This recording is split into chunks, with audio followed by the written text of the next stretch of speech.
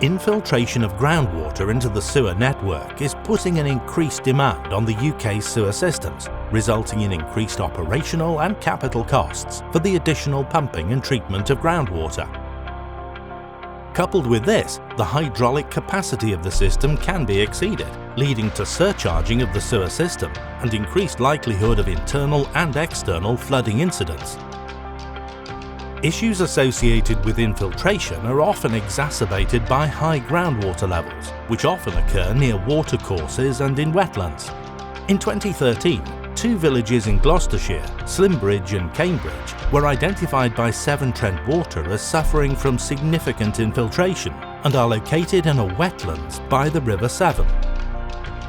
Both villages have historically high groundwater levels, and extensive CCTV footage of mainline, lateral sewers, private drains and manholes had identified several locations with visible infiltration. Slimbridge is ranked highly in the overall flooding ODI tables and has repeated issues of internal floodings and surcharged pump stations.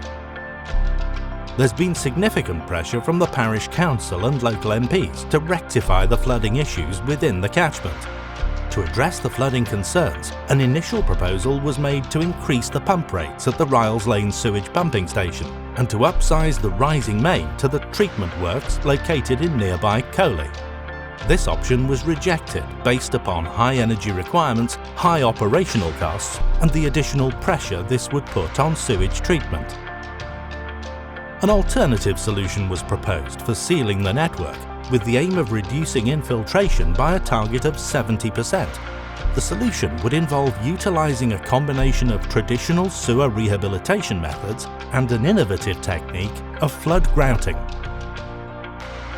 Flood grouting had been introduced to the UK in the early 90s by Sanipor, but over time the technique was replaced by alternative methods, using leak-tight sewer liners as material technology developed. However, with innovation in mind, Severn Trent Water and NMCN decided it would be worth revisiting the grouting technique to see if there were any efficiencies over traditional lining. With the scheme in Slimbridge as the focus, the team approached Sanipor to undertake a trial alongside a programme of infiltration lining works, both to be carried out by OnSite Central Limited. NMCN were appointed as the design and build contractor for the scheme, and the first task was to review the installation method of flood grouting to fully understand any risks associated with it. Following this exercise, the scope of works were reviewed and the most suitable locations for the flood grouting trial were selected. The suitability of scope was based upon the accessibility of the lengths in question and if there were any major structural defects on the pipe. Where lengths were determined to have more difficult access or structural defects of grade 4 or 5, a traditional lining method was employed. Out of a total of 1.4 kilometres of sewer pipe identified for rehabilitation works, 800 metres was selected for traditional lining and manhole sealing techniques, whilst the remaining 600 metres was selected for the flood grouting trial. Flood grouting is a technique that involves the two-part pouring of silicate solutions to form a soil grout matrix around the pipe to prevent infiltration and exfiltration.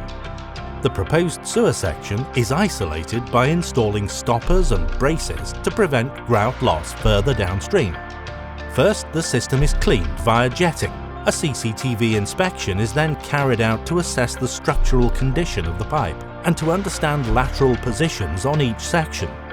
Once this is done, hydro testing can be carried out to quantify the leakage rate of the section to be treated. Once all tests and inspections have a satisfactory outcome, flood grouting can begin. With all of the stoppers and braces securely in place, the isolated sewer section is flooded with the first component, called S1, up to manhole cover level. The hydrostatic pressure ensures the liquid is injected through any cracks or gaps in the sewer and manholes and saturates the surrounding subsoil. Due to the higher density and viscosity of S1, it can be applied against groundwater pressure, forcing its way past any infiltration. S1 is then pumped out of the sewer, leaving the surrounding subsoil saturated. The section is then flushed and subsequently flooded with the S2 component. When mixed, the S1 and S2 react with the soil particles to form the soil grout matrix. The end product is a sandstone-like mix of the two components, which achieve up to 99% water tightness to satisfy EN 1066. The benefits of flood grouting over the traditional lining are that the method is able to maintain the full pipe capacity, as well as resolving any infiltration in the manholes and laterals of the pipe in question. The sealing effect is created by a watertight soil barrier created around any leak in the sewer system. Migrating groundwater creates channels towards the leaking pipe and manholes, and over time it is these lines of least resistance that are blocked by the Sanipor solution. The grouted soil envelope is protecting the drainage system against pressing groundwater, soil erosion, and supports all pipes and manholes structurally from the outside, extending the asset's lifespan. Whilst the flood grouting technique offers many benefits, it was advantageous to use in conjunction with traditional infiltration lining and manhole spraying techniques.